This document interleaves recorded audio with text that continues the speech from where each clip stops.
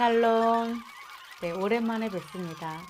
사도 바울이 할례를 강요한 것은 아니다 라는 주제로 오늘부터 또다시 갈라디아서를 나누도록 하겠습니다.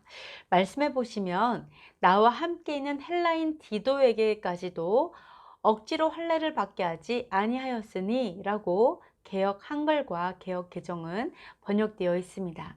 우리가 이 글을 들으면 우리가 두 가지로 해석이 될 수가 있어요. 하나는 억지로 할례를 못 받게 했다, 할례를 반대한 것으로 번역할 수 있고요.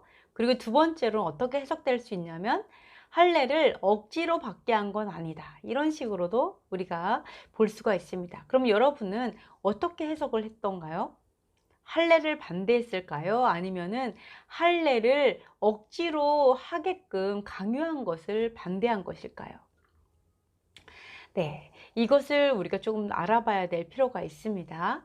한글 성경이 아니라 대부분의 영어 성경은요, circumcised 되는 것을 강요하지 않았다, 즉 할례 받는 것을 강요한 것은 아니다, 이렇게 거의 대부분 다 번역되어 있습니다. 이것은 히브리어 성경도 마찬가지입니다. 그러니까 억지로 할례 받도록 강요한 것은 아니다, 이런 식으로 받도록 강요한 것은 아니다, 이렇게 이제 번역이 되어 있는데요. 우리가 이게 왜 중요할까요? 우리가 억지로 할례를 못 받게 했다 그러면 할례를 반대한 것이 되겠죠. 이제 사도 바울이 할례를 반대했든 아니면 이렇게 자율에 맡겼든 이게 뭐가 중요할까요? 마음의 할례를 받고, 눈의 할례를 받고, 귀의 할례를 받고, 이러한 할례, 입의 할례를 받고, 이 모든 건 사실 구원과 연관이 되어 있습니다. 그렇기 때문에 할례는요, 굉장히 중요한 어떤 구원의 의미이기도 하고요, 거듭남의 의미라고 우리가 볼 수가 있습니다. 그렇기 때문에 우리는 이 할례의 문제는 굉장히 중요한 문제예요. 창세기부터 할례가 나오죠. 너무나 중요한 문제입니다. 그런데 우리가 사도 바울이 과연 할례를 반대한 것일까요? 여호와 하나님께서 명령하신 그 육체의 할례를 사도 바울이 필요 없다, 이렇게 반대를 한 것일까요? 아니면 그냥 강제로 하게끔 하지 말아라, 강요하지 말아라, 이렇게 말한 것일까요? 여러분이 지금 생각하는 것처럼 쉽게 생각할 문제는 아니었구나 라는 것입니다. 왜냐하면 여호와 하나님께서 창세기부터 믿음의 조상 아브라함에게 말씀하신 것이기 때문에 우리가 쉽게 패할 수 있는 문제가 아니거든요. 네, 그래서 사도 바울이 진짜 말하고자 했던 것이 무엇인지, 그때 상황이 어떤 것인지 조금 우리가 보도록 하겠습니다. 그래서 저는 이렇게 번역되는 것이 더 바람직하다고 생각합니다. 이제 영어 성경도 마찬가지로 이렇게 번역되어 있는데요. 나와 함께 있던 그리스 사람 디도에게조차 할례를 받으라고 강요하지 않았다, 이렇게 번역하는 것이 더 바람직하다라고 볼 수가 있습니다. 이것은 할례를 받지 못하게 했다라기보다는 강요하지는 않았다라는 자율성을 중요시했다라는 그런 의도가 충분히 들어가기 때문입니다. 그렇다면 우리가 예수님께서 이 할례 부분, 사실은 거듭남에 대해서 이야기한 것을 잠깐 살펴보도록 하겠습니다. 예수께서 대답하여 이르시되 진실로 진실로 내게 이르노니 사람이 거듭나지 아니하면 하나님의 나라를 볼 수 없느니라. 니고데모가 이르시되 사람이 늙으면 어떻게 날 수 있사옵나이까? 두 번째 모태에 들어갔다가 날 수 있사옵나이까? 예수께서 대답하시되 진실로 진실로 내게 이르노니 사람이 물과 성령으로 나지 아니하면 하나님의 나라에 들어갈 수 없느니라. 아멘. 어떻게 거듭나야 되는 걸까요? 니고데모는 사실은 그 안에 간사함이 없는 진짜 참 이스라엘인이라, 참 이스라엘 사람이라고 칭찬을 들은 사람입니다. 근데 그 니고데모가 어떻게 거듭나느냐고 물어보죠. 이건 사실 우리도 같은 질문입니다. 하나님, 어떻게 마음의 할례를 받죠? 우리가 어떻게 귀의 할례를 받고 눈의 할례를 받고 입의 할례를 받을 수 있을까요? 귀 있는 자들은 들으라 했는데 어떻게 우리가 들을 수 있는 귀를 가질까요? 우리는 정말 거듭남이 정말 궁금합니다. 이게 할례의 의미입니다, 사실은. 그죠? 뭐라고 말씀하시냐면 물과 성령으로 나지 아니하면 하나님 나라에 들어갈 수 없다. 사실 이거는 구원의 문제인 거죠. 예, 물과 성령으로 나야 된다. 다시 나야 된다라고 얘기했습니다. 그렇다면 물은 무엇일까요? 물은 여러분이 아는 것처럼 하나님의 말씀입니다. 사실은 어떤 육체에 해당이 될 수도 있습니다. 왜? 말씀은 내가 순종해서 살아내는 거니까. 그런데 성령은 영에 해당이 됩니다.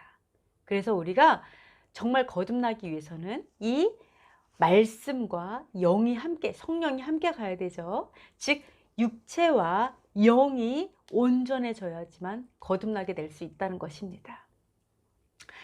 성령만 있으면 될까요? 아니요, 안 됩니다. 말씀만 있으면 될까요? 아니죠. 우리는 말씀에 성령이 부어져야만 온전함에 이룰 수 있습니다. 이것이 바로 거듭남의 비밀입니다.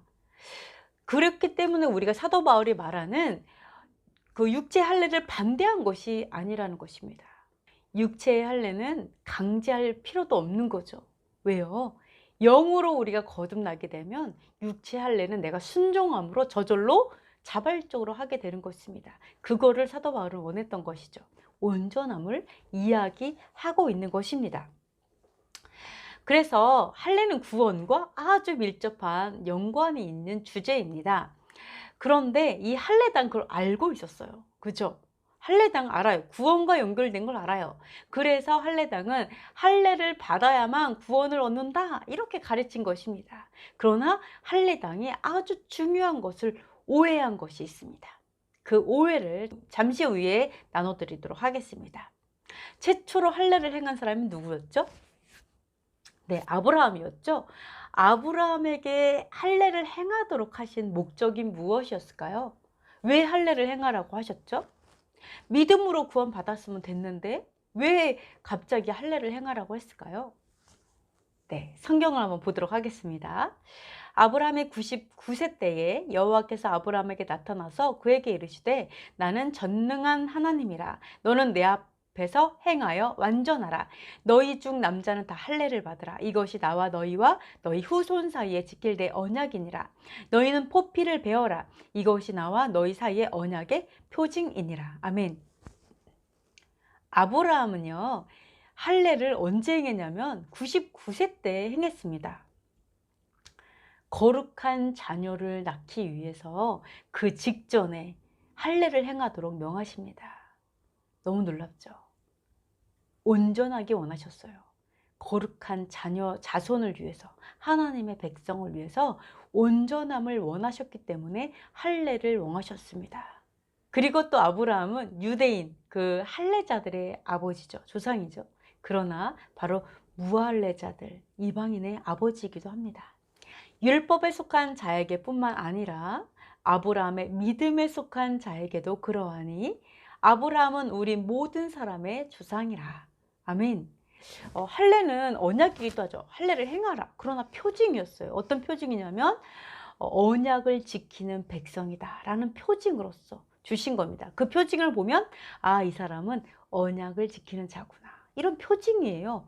네, 어떤 증표, 사인이에요, 사인. 이게 딱 사인을 하는 거죠. 너는 나의 백성, 이런 식으로. 네, 그렇다고 해서 할례를 받았다고 그 사람이 하나님의 백성? 할례만 받으면 하나님의 백성이란 뜻이 아니고 하나님의 백성으로 살아오는 자에게 표징으로 주시는 것입니다. 결과로 주시는 거죠, 결과로. 나중에 하나님을 순종하는 백성에게 주어지는 표징이다. 이렇게 볼 수가 있습니다. 아브라함이 포피를 벤 때는 99세였고 그의 아들 이스마엘이 그의 포피를 벤 때는 13세였더라. 그날에 아브라함과 그 아들 이스마엘이 할례를 받았고 그 집의 모든 남자 곧 집에서 태어난 자와 돈으로 이방 사람에게서 사온 자가 다 그와 함께 할례를 받았더라. 아멘. 할례자들, 손할례당이 그렇게 주장하는 것처럼 할례를 받으면 구원받는다. 할례를 받으면 아브라함의 자손이 된다. 이렇게 이게 정말 성경적인 그런 가르침이라면 바로 이스마엘이 유업을 얻는 자손이었을 것입니다. 왜냐하면 이스마엘 13살에 할례를 받았잖아요. 이삭도 필요 없어요, 사실은. 네, 왜 그 자체가 아브라함의 자손이고 구원 받았으니까. 그죠? 그러나 하나님께서는 이스마엘은 유업을 얻는 자손이 아니라라고 얘기하셨어요. 심지어는 쫓아내라고 말씀하셨습니다. 네, 한번 말씀 보도록 하겠습니다. 또한 아브라함의 씨가 다 그의 자녀가 아니라 오직 이삭으로부터 난 자라야 내 씨라 불리리라. 그러나 성경이 무엇을 말하느냐? 여종과 그 아들을 내쫓으라. 여종의 아들이 자유 있는 여자의 아들과 더불어 유업을 얻지 못하리라 하였느니라. 아멘. 네, 이렇게 아브라함은 할례자들의 조상이기도 하고 무할례자들의 조상이기도 한데요. 이 아브라함의 씨가 다 그의 자녀가 아니라는 거예요. 심지어 할례를 행해도 그 다 아니라는 거예요. 오직 이삭으로부터 난 자만 그 아브라함의 씨다라고 이야기를 했고, 심지어는 이스마엘을 내쫓으라고 얘기했어요. 할례를 받았는데도 불구하고. 그렇기 때문에 할례를 받으면 구원받는다라는 할례당의 가르침은 성경적이지 않다라는 것을 여러분이 볼 수가 있습니다. 할례당은 할례를 행해요. 그렇지만 율법을 지키지 않는 자들이었어요. 우리가 오해하는 것 중에 하나가 뭐냐면 바리새인과 사두개인과 그리고 할례당은 율법에 굉장히 열심인 자들이다, 이렇게 생각한다는 것입니다. 이거는 성경적이지 않은 생각입니다. 그들은 결코 율법을 열심히 지키지 않는 자들이었어요. 그죠? 바리새인도 그랬죠? 예, 너희들은 말만 하고 너희는 손가락 하나도 까딱하지 않고 행하려 하지 않는다라고 얘기하셨죠. 네. 그리고 또 하나는 할례당에게요, 율법을 지키지 않는다라고 얘기했습니다. 한번 읽어보겠습니다. 할례를 받은 그들이라도 스스로 율법은 지키지 아니하고 너희에게 할례를 받게 하려 하는 것은 그들이 너희의 육체를 자랑하려 함이라. 아멘. 사도 바울이 이야기합니다. 율법을 지키지 않는다고. 네, 그들은 율법을 지키는 자가 아니었습니다. 오히려 육체로 할례를 받았으니까 구원받았어. 그러니까 율법을 지키지 않아도 구원받을 수 있다라는 구원파 교리를 갖고 있는 자들이 바로 할례당이었습니다. 아시겠죠? 그래서 할례당과 싸운 이유가 무엇이었을까요? 왜 할례당하고 그렇게 가르치지 마라 막 그래서 막 그렇게 막 난리가 났었을까요? 할례당의 그런 교리, 이거를 해야만 구원받는다, 이런 교리 그렇게 싸웠을까요? 또 강제가 아닌 자유로 결정하도록 이야기한 이유가 무엇이었을까요? 그것은 할례가 중요한 것이 아니라는 것입니다. 할례가 중요한 것이 아니라 사실은 말씀에 순종하는 것이 중요하기 때문입니다. 그들은 난 할례 받았으니까 난 구원 받았어, 이렇게 하는 순간 뭐가 되죠? 바로 진리에 순종할 필요가 없어지는 거예요. 구원 받았으니까. 구원파와 똑같습니다. 이단이죠. 이것도 마찬가지였어요. 그 당시 많은 이방인들이 믿음으로 회당에 나오기 시작했습니다. 네, 매 샤반, 어떤 사람들은요, 이방인들은 회당에 안 왔다고 생각을 해요. 일요일 날 따로 모였다라고 생각하는데 절대 그렇지 않습니다. 네, 이 이방인들은요, 하나님 예수님을 그리스도로 믿으면서요, 회당으로 샤bat 때마다 왔어요. 성경에 사도행전 15장에 나오죠. 회당에 나왔습니다. 그런데 이 사람들에게 믿음으로 나왔는데 처음부터 할례를 행한다면, 자기네들처럼 할례를 행하기만 하면, 순종함이 없이도 사실은 구원을 받을 수 있다라는 가르침을 한 것입니다. 왜요? 그들이 그렇게 사니까. 할례를 행하면 구원 얻어, 이거예요 사실은. 그리고 자기네들이 행하는 어떤 율법들, 그것은 하나님이 말씀하신 율법이 아니라 사실은 전통들을 얘기하죠.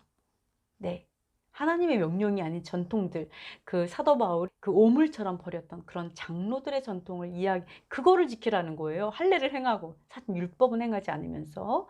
그 가르침은 성경적이지 않았기 때문에 사도들이 그렇게 할례당과 싸웠던 것입니다. 네, 왜냐하면 이스마엘이 할례를 행했지만 유업을 얻지 못했죠. 네, 결코 성경적이지 않았습니다. 그렇지만 우리 모두는 유업을 얻을 자손입니다. 네, 유업을 얻을 자들이 아브라함의 유업을 얻을 자들입니다. 그러므로 내가 이후로는 종이 아니요 아들이니 아들이면 하나님으로부터 말미암아 유업을 받을 자니라. 아멘. 할례를 행하는 것은 기본이지만 순종이 없는 할례는 무효입니다. 너무 신기하죠? 할례를 행하는 당연해요. 육체의 할례는 뭐 처음에 하든 나중에 하든 하는 건 당연해요.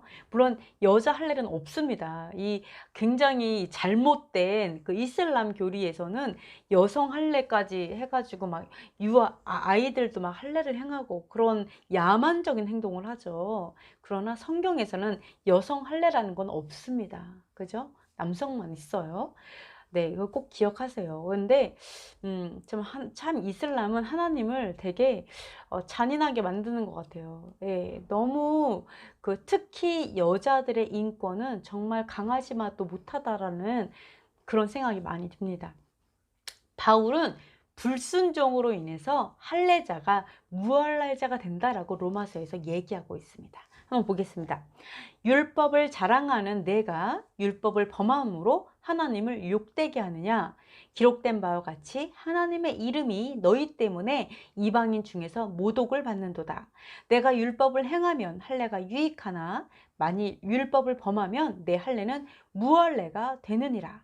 그런즉 무할례가 율법의 규례를 지키면 그 무할례를 할례와 같이 여길 것이 아니냐? 또한 본래 무할례자가 율법을 온전히 지키면 율법 조문과 할례를 가지고 율법을 범하는 너를 정죄하지 아니하겠느냐? 무릇 표면적 유대인이 유대인이 아니요 표면적 육신의 할례가 할례가 아니니라. 오직 이면적 유대인이 유대인이며 할례는 마음에 알지니 영에 있고 율법 조문에 있지 아니한 것이라. 아멘. 네, 여기서 뭐라고 얘기합니까? 하나님을 욕되게 하는 것은 율법을 범하는 것이라고 합니다. 우리가 율법을 범함으로 인해서 하나님이 욕을 먹게 한다는 거예요. 왜? 죄를 지니까. 하나님의 백성이면서 죄를 짓기 때문에. 그리고 또 하나는 뭐냐면 하나님의 이름을 모독을 받아요. 우리 뭐라고 십계명에 나오죠? 하나님의 이름을 망령되이 일컫지 말라라고 얘기하죠. 하나님의 이름이 모독을 받는 이유가 우리가 율법을 범하기 때문이라고 얘기합니다. 그건 왜일까요? 바로 여호와 하나님께서 손가락으로 직접 써주신 율법을 내가 감히 판단하는 것입니다. 이게 맞아, 이게 틀려, 말도 안 돼, 이런 식으로 내가 모독하고 있죠, 사실은. 그리고 또 하나 뭐죠? 하나님의 선하심을 내가 스스로 모독하는 것입니다. 하나님은 사랑이시죠. 그래서 율법을 주셨죠. 율법은 사랑에 대한 것이죠. 사랑의 법이에요, 전체가. 근데 내가 내 머리로 이해가 되지 않는다고 해서 그 율법을 판단하고 지키지 않아도 된다라고 생각하고 내가 지키지 않고 범한다면 나 스스로도 여호와 하나님의 이름을 망령되이 일컫는 것이고 다른 사람도 망령되이 일컫도록 내가 하는 것입니다. 그래서 이게 누가 얘기했자고요? 바로 사도 바울이 이야기한 것입니다. 그래서 여기서 뭐라고 얘기하냐면 이렇게 얘기하죠. 율법을 행하면 할례가 유익하다, 이렇게 얘기합니다. 할례를 반대한 것이 아니죠. 그죠? 율법을 행한다면 할례는 유익하다. 그러나 율법을 범하게 된다면 나의 할례가 무할례, 효과가 없다, 이렇게 얘기합니다. 여기서는 할례를 반대한 것이 아니죠. 그죠? 할례가 유익할 수도 있고 또는 헛될 수도 있다. 무엇에 따라서? 나의 순종함에 따라서, 순종의 여부에 따라서. 그래서 사도 바울이 반대한 것은 바로 할례가 아니라 바로 무법한 것입니다. 불순종, 내가 순종하지 않는 것을 반대한 것입니다. 그래서 사도 바울이 그렇게 할례당과 싸운 거는 뭐 때문에 싸웠어요? 할례당이 율법에 순종하지 않기 때문에, 않으면서 할례만 행하면 돼 라고 가르치기 때문에 그것과 싸운 것입니다. 그러면서 사도 바울이 뭐라고 얘기하죠? 표면적 유대인이 유대인이 아니다. 왜요? 할례를 행했는데 내가 율법을 불순종해요. 그럼 무할례가 되니까. 내가 겉으로 유대인이에요. 내가 할례 받았어요. 유대인 아니라는 거예요. 진짜 유대인은 아니라는 거예요. 그가 유대인이 아니고 사실 진짜 유대인은요, 무할례든 할례든 이게 중요한 게 아니에요. 이면적 유대인이 유대인이다. 네, 내면적, 여기서 표면적인 어떤 유대인, 내가 우리가 봐도 아, 저 사람 유대인이야, 이 사람이 아니라는 거. 그 사람이 순종하냐 안 하냐에 따라서 이 사람이 진짜 유대인이냐 아니냐가 나타난다라고 얘기합니다. 여러분은 유대인인가요? 네. 그래서 사도 바울은 진짜 유대인은 바로 순종하는 자야, 이렇게 사도 바울은 가르치고 있습니다. 그러면 우리는 사실은 이스라엘에 접붙여진 하나님의 백성이죠. 이스라엘에 접붙여졌다는 건 뭐예요? 그 뿌리가 누구죠? 우리가 접붙여지면 그 나무죠. 그죠? 내가 예를 들어서 어, 사과예요. 근데 배나무에 접붙여졌으면 나는 어떤 열매를 맺죠? 배를 맺죠. 그죠? 그러니까 배나무예요. 접붙여졌기 때문에 배나무 가지가 되는 거죠. 우리의 뿌리는 누구예요? 사실은 바로 유대인입니다. 메시아닉 유대인, 예수아를 믿는 유대인이 우리의 뿌리예요. 히브리가 우리의 뿌리입니다. 근데 우리는 이렇게 이스라엘에 접붙여진 사실은 유대인이고 이스라엘 사람이에요. 그죠? 한국 사람이면서 유대인입니다. 그죠? 그렇기 때문에 우리는 사실은 이렇게 고백돼야 돼요. 율법을 행하는 하나님의 백성이다. 이 정체성으로 고백이 돼야 바로 성경적인 고백이 되는 거고, 성경에서 말하는 바로 접붙여진 이스라엘의 모습입니다. 한세 사람의 모습. 아시겠죠? 진짜 한세 사람의 모습은 할례를 했든 안 했든 간에 우리가 율법을 온전히 지켜 행하는 자. 완벽할 수는 없어요. 그러나 지켜 행하려고 노력하는 자. 그런 자들이 진짜로 하나님의 백성이고 진짜 유대인이며 바로 접붙여진 한세 사람이다. 이렇게 기억하시면 되겠습니다. 모세도 선지자들도 하나님께서 명하신 할례는 육체의 할례만을 이야기한 것이 아니라 마음의 할례를 말하고 있음을 가르치고 있습니다. 알고 있었어요. 우리는 이렇게 생각하기도 해요. 구약은 육체의 할례를 얘기했어. 근데 신약은 마음의 할례를 얘기하고 있어. 이렇게 생각할 때가 있어요. 절대 그렇지 않습니다. 벌써 신명기에서 광야에서부터도 얘기하고 있어요. 이제 한번 볼까요? 내 하나님 여호와께서 내 마음과 내 자손의 마음에 할례를 베푸사 내게 마음을 다하며 뜻을 다하여 내 하나님 여호와를 사랑하게 하사 내게 생명을 얻게 하실 것이며. 아멘. 우리에게 그 율법의 강령이 뭐죠? 첫 번째, 여호와 하나님을 마음을 다해 뜻을 다해 힘을 다해 사랑하는 거죠. 여기서 뭐라고 얘기해요? 바로 하나님을 사랑하기 위해서는 우리 마음에 할례를 베풀어야지 된다는 거예요. 마음의 할례를 받아야 여호와 하나님을 사랑하게 되고 생명을 얻게 된다. 이거를 신명기에서부터 벌써 얘기하고 있습니다. 또한 유대인과 예루살렘 주민들아, 너희는 스스로 할례를 행하여 너희 마음 가죽을 베고 나 여호와께 속하라. 그리하지 아니하면 너희 악행으로 말미암아 나의 분노가 불같이 일어나 사르리니 그것을 끌 자가 없으리라. 아멘. 예레미야 선지자도 그렇게 얘기하고 있습니다. 스스로 할례를 행해라. 하나님 앞에 정말 마음의 할례를 행하는 자가 되라는 거예요. 스스로 포피를 잘라내라. 아픔이 있어도 잘라내라. 그러므로 인해서 여호와 하나님의 백성이 되라고 얘기합니다. 그러지 아니하면 저주가 있다. 구원을 받지 못한다. 그런 의미도 같이 가겠죠. 그래서 사실 구약에서 이미 가르쳐지고 있고 이미 알고 있는 그러한 가르침입니다. 그렇기 때문에 손할례당이 말한 육체의 할례를 행하면 구원받는다, 이런 교리는요 사실 전혀 성경적이지 않다라는 것을 우리가 알 수가 있습니다. 그렇다면 왜 사도들이 4가지만 피하면 돼 이렇게 얘기했을까요? 그거에 대해서 오케이, 우리 그럼 이렇게 가르치자. 4가지만 피해. 이방인들은 이렇게 얘기했잖아요. 그게 4가지가 뭐였죠? 우상의 더러운 것, 음행, 목매어 죽인 것, 피를 멀리하는 것. 이것만 이것만 주의를 시키자 이렇게 얘기하잖아요. 이것들은 사실은 이방인들이 그 당시 흔히 범하는 죄악들이었습니다. 그렇다면 정말 이 4가지만 지키면 다른 율법들은 지키지 않아도 되는 걸까요? 이방인만 율법을 지키면 되고 우리는 안 지켜도 되나요?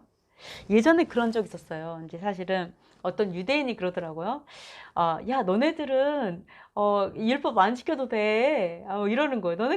너네는 지키지 않아도 돼. 우리는 율법을 지키라고 선택된 민족이 우리만 지키면 되고 너네 안 지켜도 돼. 이러는 거예요. 그래서 제가 뭐라 그랬냐면, 야, 이 토라가 얼마나 귀한 하나님의 말씀인데 나도 지키고 싶다. 왜 토라가 니네들 것만 되냐? 우리 것도 된다. 어? 나도 지킬 권리가 있다. 내가 막 얘기를 했더니 그 사람이 아무 말도 못하는 거예요. 네, 얼마나 토라의 말씀이 귀하고 얼마나 정말 그 깊은 하나님의 보화 같은 말씀인데 왜 이게 너네들 것만 되냐? 우리 거도 된다. 막 이렇게 막 얘기를 했거든요. 네, 그래서 근데 성경에서 이렇게 얘기한다는 거죠. 율법 너 이방인 안 지켜도 돼. 이렇게 생각하는 사람 되게 많습니다. 네, 그런데 그 답은 사실은 그 다음 구절에 나와요. 다음 구절에. 그러나 이게 조금 더 읽어볼게요.